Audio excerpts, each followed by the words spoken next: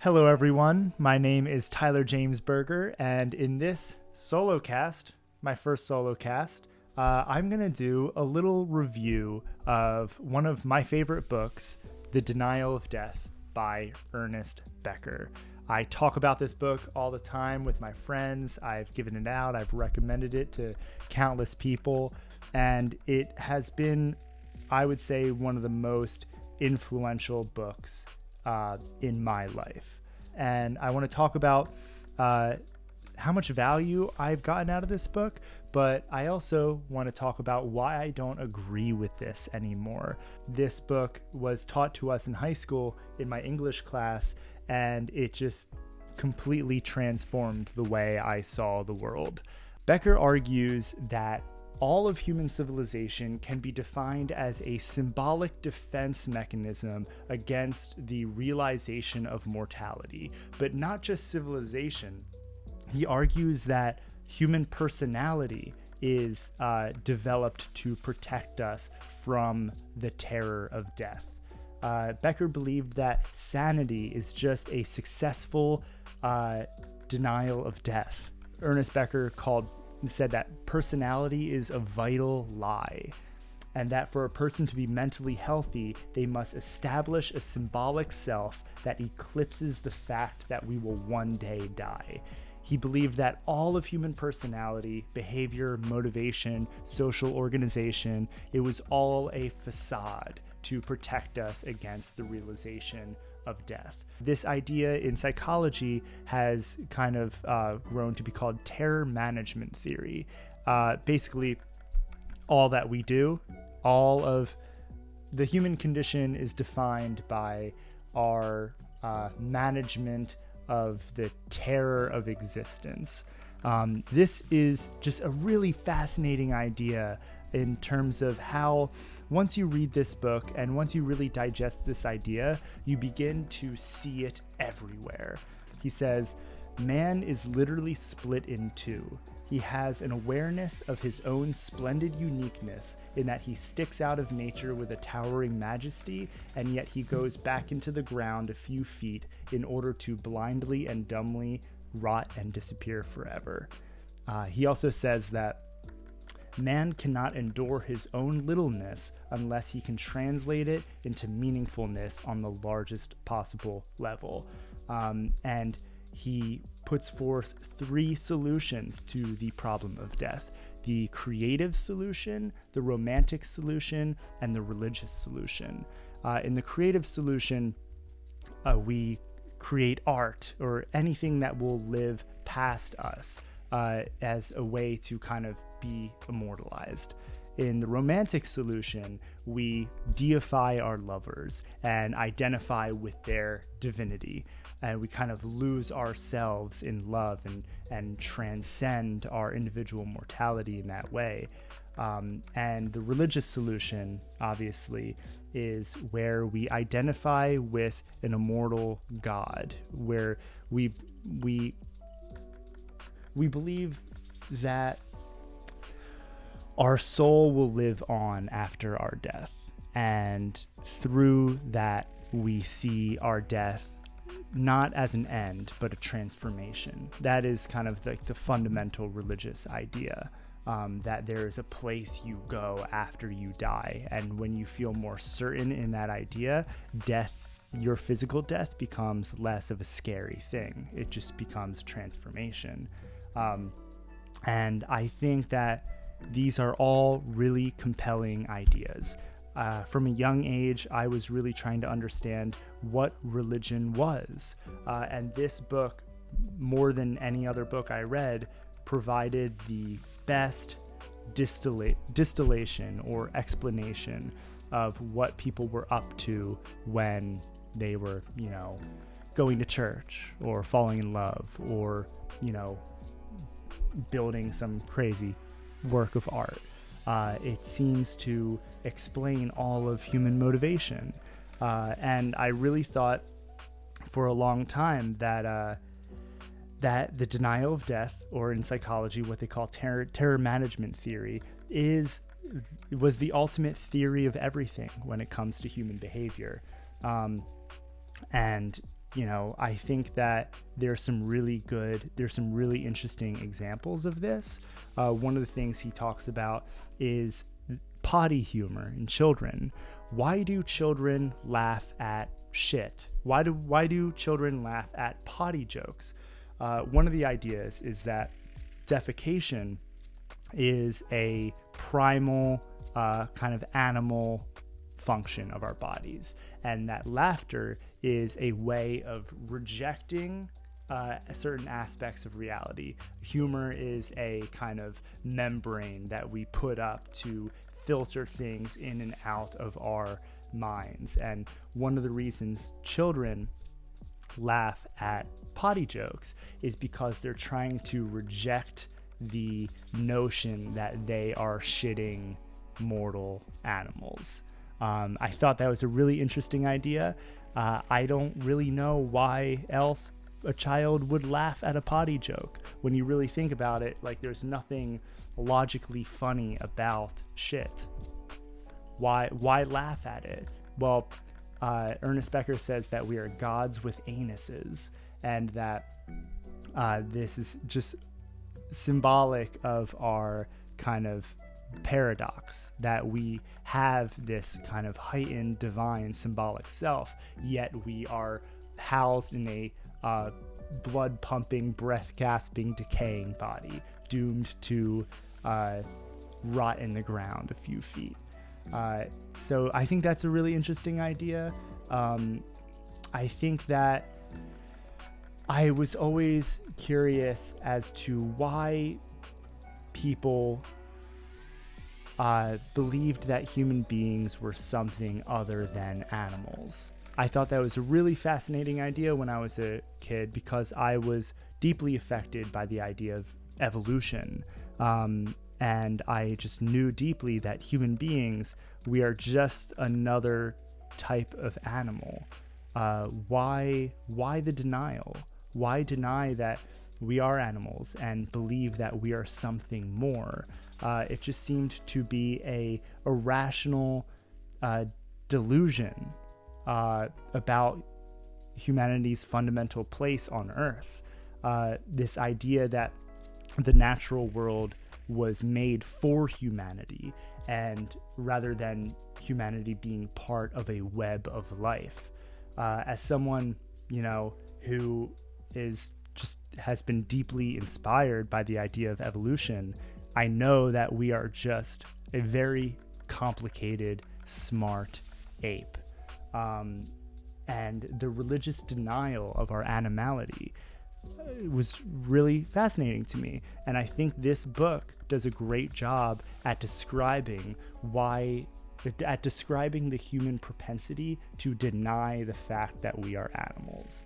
And now I was really kind of repelled by religion for a lot of reasons. I thought it was a delusion created by people who just wanted to control us. I thought religion was a way for the elites to control human beings, or just for a way for human beings to delude themselves. And this book really fueled that belief. But I no longer think that terror management is a tenable theory of everything when it comes to the human condition. And it's because I was introduced to some ideas through Jordan Peterson when he talks about the denial of death. And I'm going to play one of the clips that really changed my mind on this subject. Let's check that out. So that's complexity. And that's a better way of conceptualizing what the terror management guys are after with regards to the fear of death. So partly I don't think they're very imaginative. There's many worse things than death to be terrified of. Like insanity is probably one. Pain, that's a bad one. Long-term pain, that's a bad one. Well, then there's long-term pointless pain. Then there's your long-term pointless pain and that of your family. Like there's horrors that exceed death by orders of magnitude. So to make that the fundamental fear, I think that's an error. It's like, are people more afraid of dying or having their children die? That's a perfectly reasonable question. So I read Becker. Really read him. I like Becker's book. It's brilliant, but he makes a bunch of mistakes. For one of the things he does, for example, is right in the intro, he says, it's a book that's trying to bring about the psychoanalytic closure of the study of religion. So it's neo-Freudian, smartly neo-Freudian. And he wants to explain religion pretty much completely within the psychoanalytic framework. He does a great job. But in the intro he says, well, you might wonder why in a book that's devoted to the last word in psychoanalytic thinking about religion, I never mention Jung. So then he says a bunch of things about Jung. One of them is, I could never understand a single thing he was talking about when he wrote all his works on alchemy. It's like, oh well, that's a problem, because that's where all the information that your book lacks is. All of it. You missed it. It's like, yeah, you're thinking about the hero myth, for example, as a delusion. And as a hero project, and as something that's only there to stave off the fear of death. It's like, well, you got a good way into the depths, and way farther than most people get, but you missed the next 300 stories. So, and that's too bad. Well, because he thinks of everything that we do to contend with mortality as a ruse, and I don't think that's right. Because I don't think that it's necessary to be terrified of death. Now, it's not easy not to be, but, it's fate that, as far as Becker's concerned, is that that's what you're going to be terrified of. It's like, well, I don't think that that's right. I think that people don't have to be terrified of death. It's not an easy state to achieve. It's not like I want to die, although I can certainly imagine things that are worse than that, like no problem. So I think, and this is something Solzhenitsyn laid out in the Gulag Archipelago too, I think there are ways of living that are worse than death. That's why people commit suicide. That's their decision.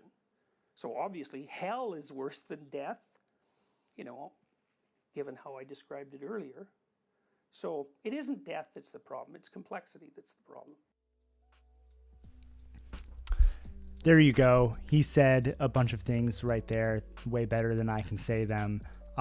So one of the ideas is that death is not even the fundamental problem of human life. I thought that was really interesting because, of course, there are ways of living that are worse than death. This is why people commit suicide. And also, why do we have to be afraid of death? I always kind of thought, oh, well, it's interesting. If someone's not afraid of death, then they have just successfully denied death. They have successfully deluded themselves through what Becker would call a hero project, where they have become the hero of their own story, so to speak. And that is kind of, it's become a strong wall between themselves and the realization of their mortality.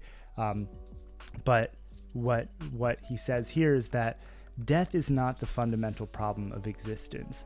Complexity is the fundamental problem of existence.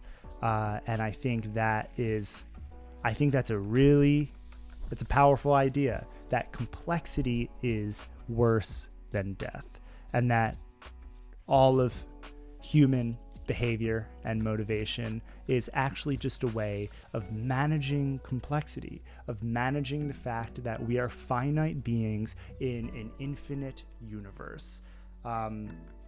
And even when I started to get into the ideas of Ram Dass, he totally talks about death as something to be accepted, and that we grow from the contemplation of death.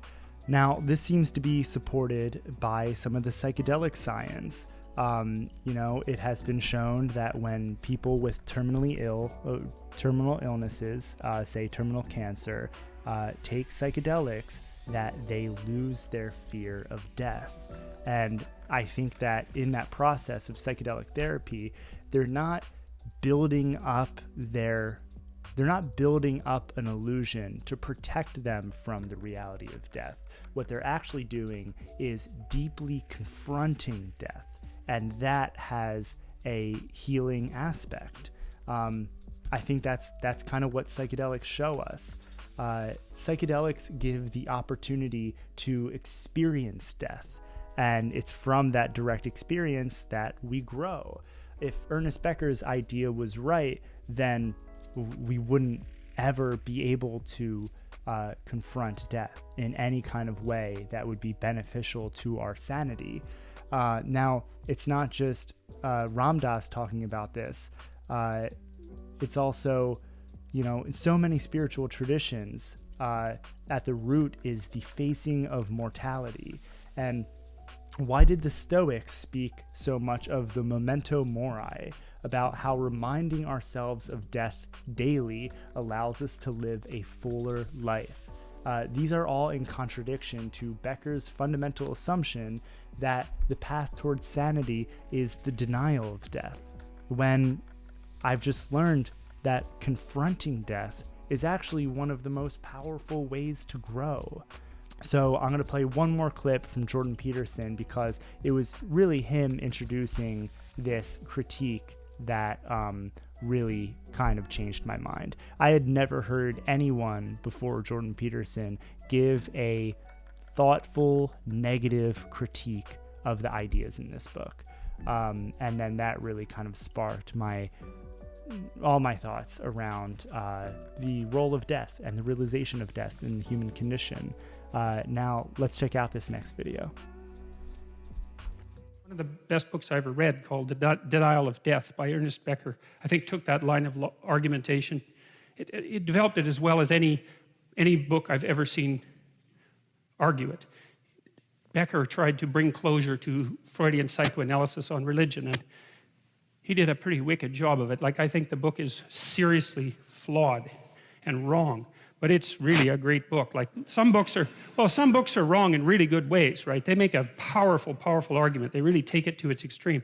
I think Becker missed the point, and he missed it in the same way that Freud missed Jung's point, and Becker, who wrote this book on the psychoanalysis of religion, never referred to Jung except very briefly in the introduction, and I think that was a major mistake. But Becker took the argument that the hypothesis of God is nothing but an attempt by human beings to recreate a quasi-infantile state of dependency, and to be able to rely on an all-knowing Father, and to thereby recover the comfort, perhaps, that we experienced when we were young and had a hypothetically all-knowing Father, for those of us who were lucky to have someone who vaguely resembled that. But the more I thought about that, the more that struck me as quite implausible across time. Charles Taylor, I think it was Charles Taylor, wrote an interesting book called The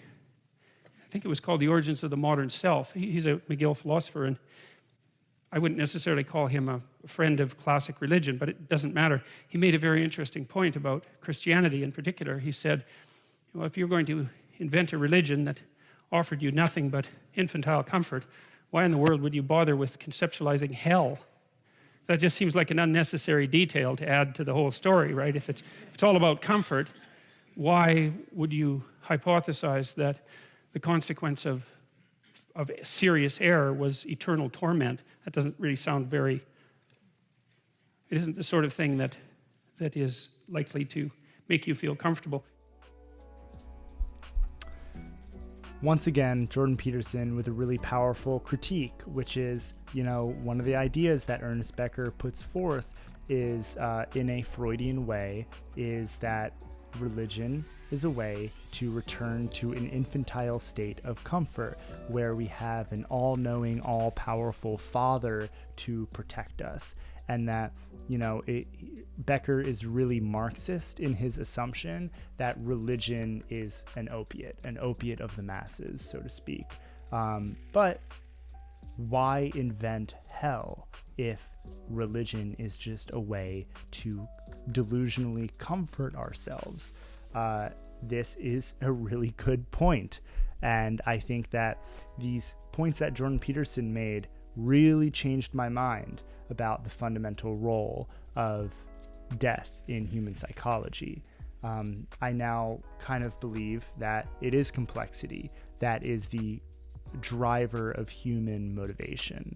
I think that religions really, they're maps of new territory of being, rather than just ways of denying death. And this book is so powerful, and like Jordan Peterson says, it's wrong in a really interesting way. And this book stimulated my thought in a way that few other books have.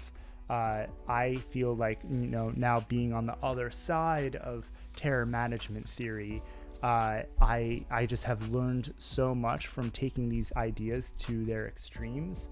And I think that the fear of mortality plays a pivotal role in so much of human behavior, but it is not the end-all be-all of the human condition. I think that we are all just we're finite beings in an infinite world, in an infinite universe, and we're all just trying our best to continue through the chaos. So yeah, I think that that's a good review. That is a kind of quick description of what this book has done for me, how I understood it, and why I don't believe in it anymore. If you'd like me to do more book reviews, let me know in the comments. I think that I have a lot of fun just kind of reviewing these ideas. And if I would urge anyone to read this book seriously, even though I said I don't agree with it anymore, and that, I think it's still worth reading. It's still worth entertaining these ideas, and there's still so much value in this book. And with that said, thanks for watching, everyone. See you next time.